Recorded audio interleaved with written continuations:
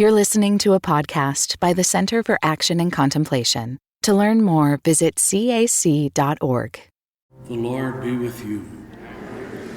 A reading from the Holy Gospel as written to us by Luke. It was a Sabbath day, and Jesus went to dine at the home of one of the leading Pharisees.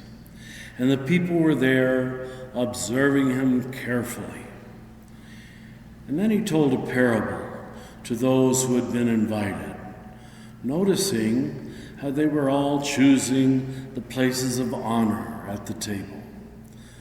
When you are invited by someone to a banquet, do not recline at table in the first place of honor.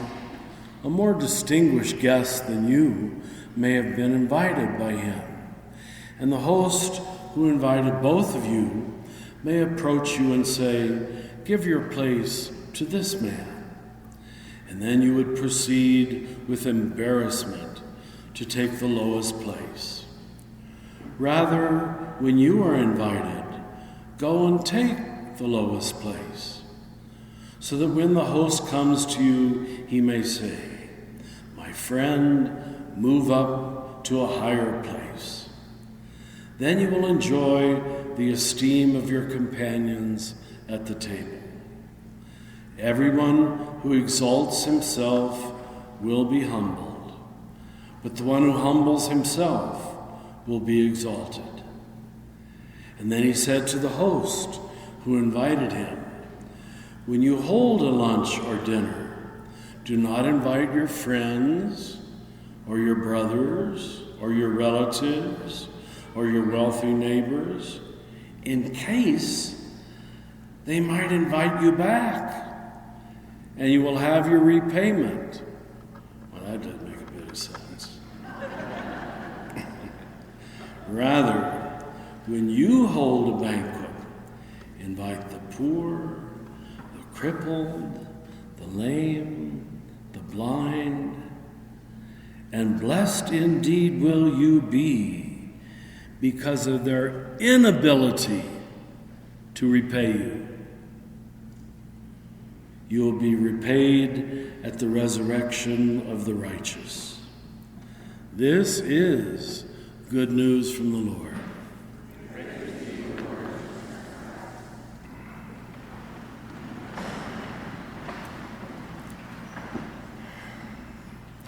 There's two economies, two worldviews, and once you understand the gospel, you move from one to the other.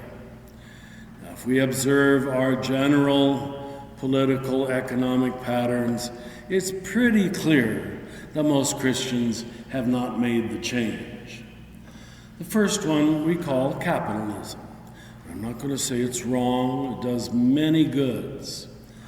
And that's based on quid pro quo, reward, punishment, this much good behavior, this much service, this much product, you pay this much, are rewarded this much. Then, if you sin or do fault or do evil, this much punishment. We got to admit this makes sense to almost everybody's mind. And if you're honest, it makes sense to you. It all seems fair. The only trouble is Jesus doesn't believe it. And he's supposed to be our teacher. So let's oppose this merit, punishment, reward economy, low-level capitalism, which we've all bought from our mother's milk because we're Americans, with what Jesus presents, and I'm going to call a gift economy, where there is no equation between what you get and how much you give. Now, I know you're all squirming in your pews. You don't like it. People don't like it because you feel you worked hard to get to this wonderful middle-class position that you're in or whatever, and you feel you have rights. And people who haven't paid taxes and people who are not citizens and people who are of a different color. They all must pay their dues. Now, I admit, to the logical mind, that makes sense. But all I'm saying is, you deal with this gospel. Go home and read it again. That's not what Jesus teaches. Now, the only way you can do the great turnaround and understand this is if you've lived under the experience of being given to without earning. Forgiveness, it's called. Unconditional love, it's called. Mercy, it's called. If you've never experienced unearned, undeserved love, you will stay in the capitalist worldview. 2 + 2 = 4. I put in my 2, I get my 2 back, and everybody's happy. But this free health care that Jesus offers, we don't know if we like it, really. We want people to get health care like us. Yes, we deserve it. Brothers and sisters, you and I don't deserve anything. Anything. Anything. It's all a gift. But until you've begun to live in the kingdom of God, instead of the kingdoms of this world, you think, like most Christians do, exactly like the world. What a nonsensical statement. In case they may invite you back. So you step out of this world where I give this much and I get this much. Where we're very impressed by celebrities and rich people, let's be honest. And people who drive big cars and people who wear fancy clothes. None of us are untouched by that. It sure doesn't seem to impress Jesus in the least.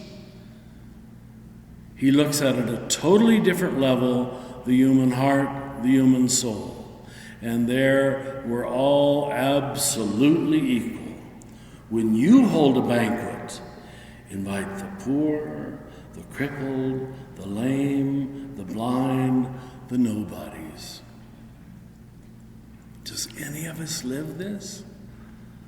Do we priests live this? Pope Francis is trying, but the cardinals get upset when he invites the homeless into the Vatican. No, we like the world of equations. Basically, I'll put it this way. To understand the gospel in its purity and in its transformative state, you have to stop counting. Yep. You have to stop measuring.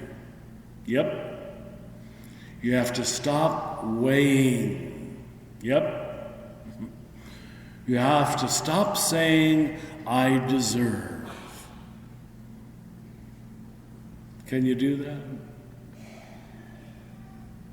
It's pretty hard. Once you've experienced infinite mercy. Now, didn't I ask you this here a few weeks ago, but I'm going to do it again. If God is infinite in love, infinite in mercy, infinite in forgiveness, how do you whittle that down? And I don't do this very often. It works better in a black church. But I want you to tell me what's half of infinite. What's 1/4 of infinite? You're not saying it. God, can I try one more time, please? What's 1/8 of infinite? Yep. That's the world by God's grace that you live in, where you deserve nothing and no one else deserves punishment. They might do such stupid things that the evil becomes its own punishment. But most people who do evil really aren't malicious. Now, some are. But most people who do evil are just stupid. Yeah. They don't know better. They don't think. They're unconscious. They're just not aware of what life means. And they go through life on cruise control. Well, you're not going to go through life on cruise control. I invite you to change your worldview from an economy of merit and deserve and counting and weighing and deserving to an economy of gift. It's all a gift.